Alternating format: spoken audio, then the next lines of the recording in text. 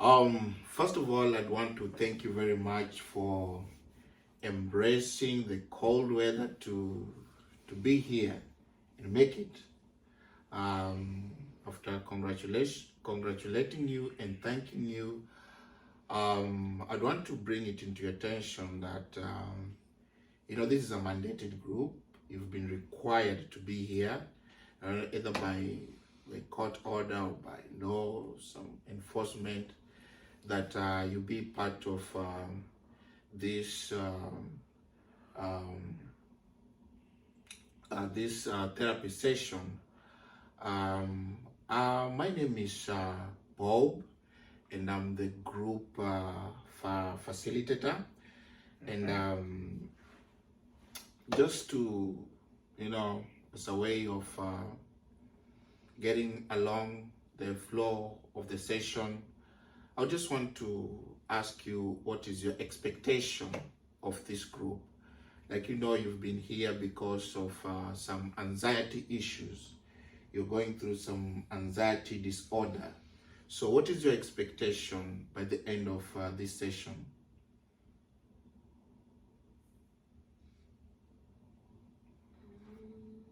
Yes. I want to learn one thing that I can do to better control my anxiety. Right.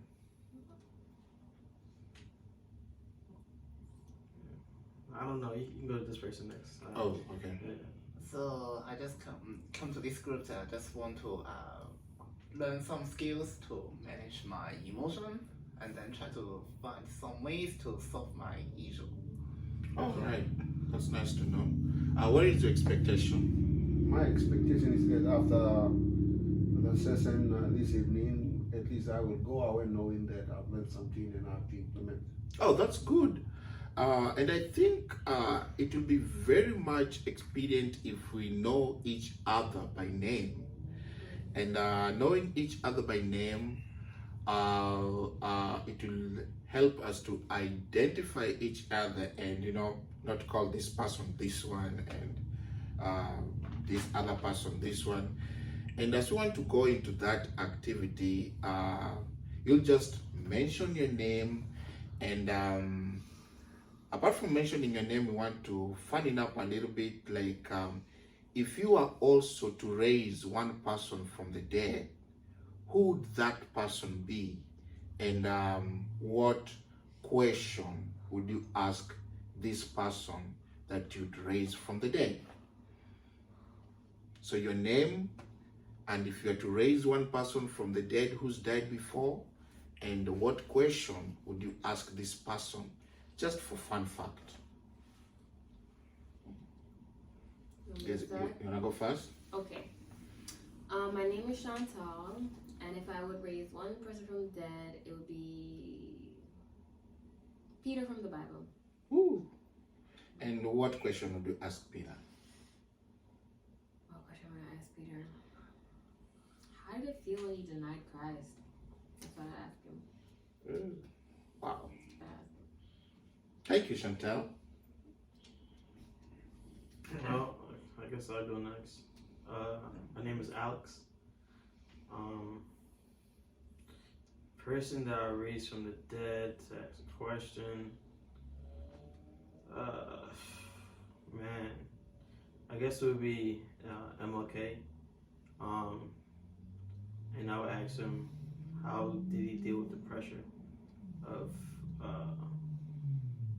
being a family man and leading his march for freedom and social justice. Wow, that's interesting. So we got Chantal would be asking Peter, Alice could be asking, I guess, Martin Luther King, right? Yes. Right. Okay. So I'm Donald, and if I ask about the person before he passed away, I will ask about I will ask some after person who was the protesters before, and then I will ask him, how do you think about your contribution to the revolution? Oh, that's interesting. Donald. All right. Yes, how about you, sir? My name is Peter. If I were to raise a man from the dead, it would be Moses, Mm. the biblical Moses, and I would ask him the question: Did God really call you to be his mouthpiece before Pharaoh? The burning bush experience. Wow. Oh, that's nice to know. Oh, those are some very interesting thoughts. And now that we've got your name, Chantel, Alex, Donald, Peter. So in our group here, just like any other group, we've got some rules. And these are rules of engagement that are going to help us navigate throughout this session. For example, you're going to trust me with your issues that I would deem to be very private and confidential.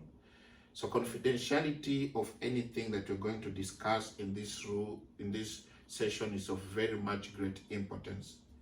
However, that rule may be bent or broken in an instance where I would think or I would assess that your life or the life of any other person would be in some danger.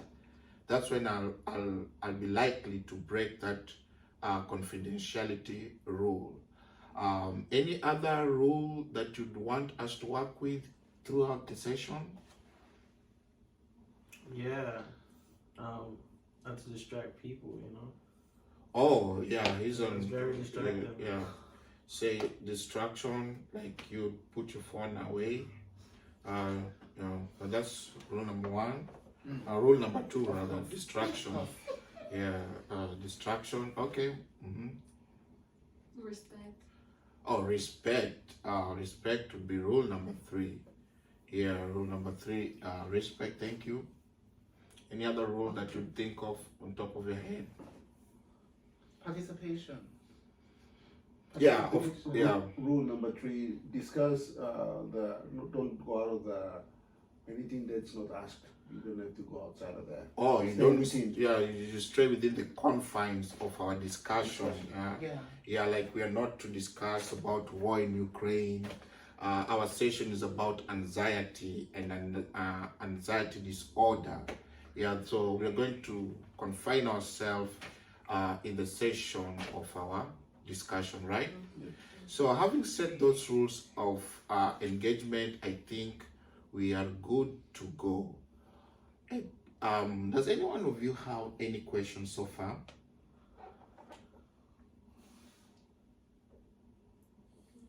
Anything on top of your head right now?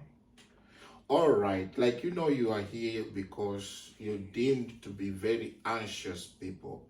Who can tend to define for us what anxiety is?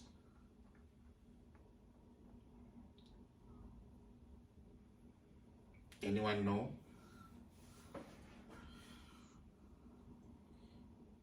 Like, rather than defining it, I'd rather just talk about from my own experience. Mm-hmm. Being anxious,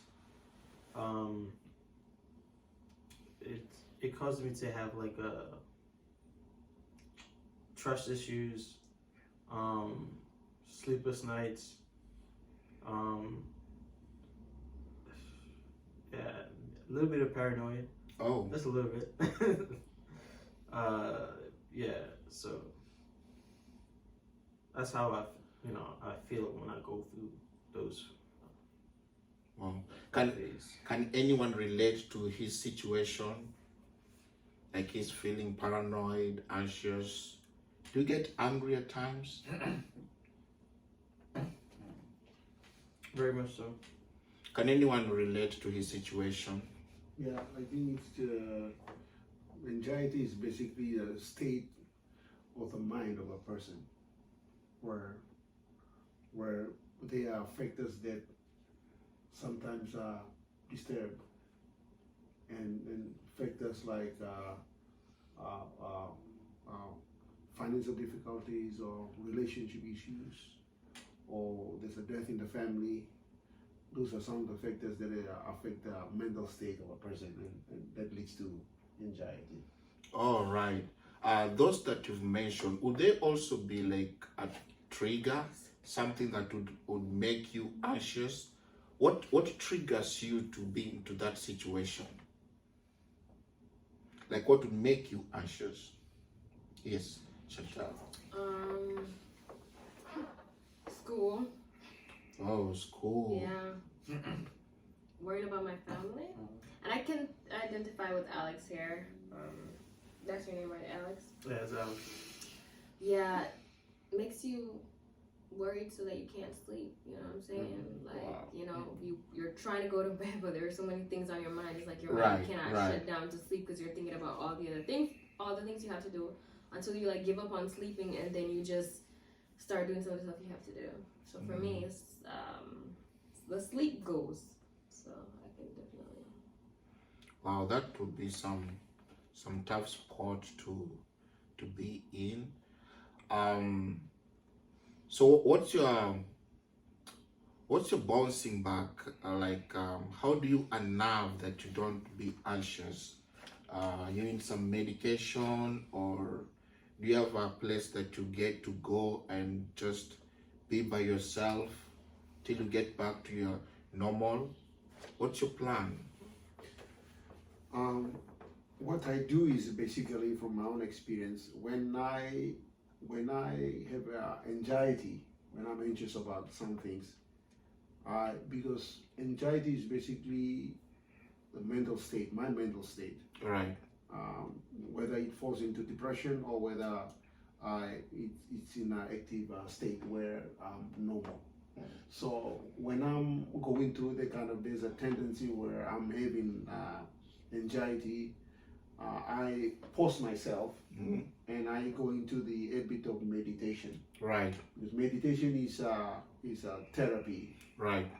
to cushion the feelings of anxiety Right. that comes into me. So meditation is one way you shut yourself from anything that's outside, Mm-hmm.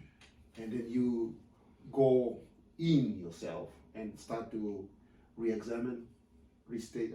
You take stock of what has happened, and then in a way, like, give some time, Right. and the healing process or healing or stabilization comes into Mm-hmm. play.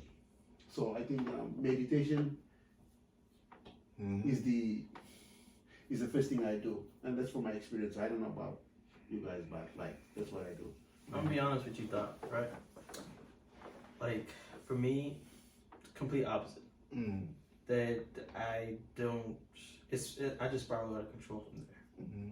You know, it's like I said, I start getting paranoid, and I'm assuming things that, you know, like people are out to get me, as in like they are trying to backstab me, or I assume you know, the negative things, and you know, once I get to that point, then I get angry, and you know, it starts to show when I start to lash out on others. So yeah, so I'm here because, you know, I need your help. Oh yeah. Yeah. Most definitely. I'm going to give you the best that I can, and we're going to navigate on some solution in one way or the other. Mr. Alex, yeah, do you have any thought, Chantal?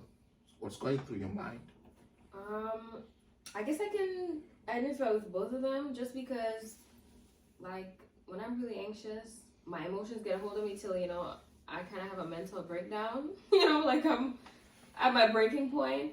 But what helps is going for these really long walks or hikes, like being outside in nature. It kind of calms me. Right. I don't do meditation, but walking for me calms my mind, and then I can think through things more clearly. So going for like really long walks is something that helps me when I'm really anxious. All right. Do you have any remedy for your anxiety? So my situation will have so anxiety should be when I face something which is I cannot handle it, or I cannot control it, and then I don't know how to manage it or how to face it, and then I would be quite I would be confusing, and then I would be a little bit stressful, and then that's why I will have the anxiety. For example, just like when I because I will be graduating in the in later months later, and then I don't know about what I can do it after the graduation, and then that's why I will think about I cannot control so many things. So what I can do it, I can just only to try to find more information. Oh wow. So I think the best thing for us to do now is to just recap the session and break it down to you that whenever you become anxious, especially when you're going into that anger mode, you'd use this acronym of STOP, where S would stand for stop your feeling at the moment, and T would be think about the whole situation, and O is to observe your surrounding, and then P is you pause, take a deep breath, then you plan. Is that okay? Can that work for you for now? I don't know, because what if you can't think? I mean, Like- you gotta find a way of thinking. Because it's like when you're in certain situations, it's like, yo, like I can't. I'm not in that moment. Like I can't think. Like I'm legit like panicking, like and freaking out. You know. Yeah, in one It's way or just the that. other, you just you put on your thinking cap and relax, and some thought will just come your way, and That's easier said than done, Doc. yeah. But isn't those crazy thoughts too? Like even if you're like out of control, like things are, that's still a thought too. So you're thinking, it's just like the thought is like out of control. I'm not saying I got it. I'm not saying it's gonna be easy to do, you know. Of That- course, it's I not had going mental to breakdown be this easy. week already. Yeah. That's why we've broken our session into different segments. So the next session, we're going to look into your situation. How can you think? Especially if you look like one who can't think. Though we will be, dwelling into ways to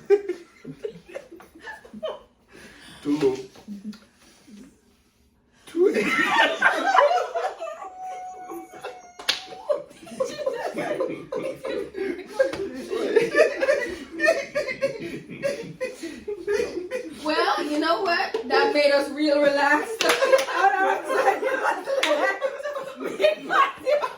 So, what have you learned in the session? What have you learned in the session so far? What have I learned?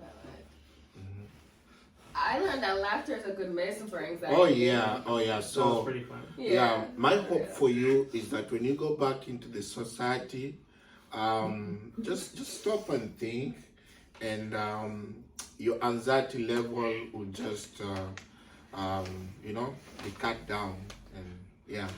So thank you very much, and I'll be looking forward to seeing you in our next session.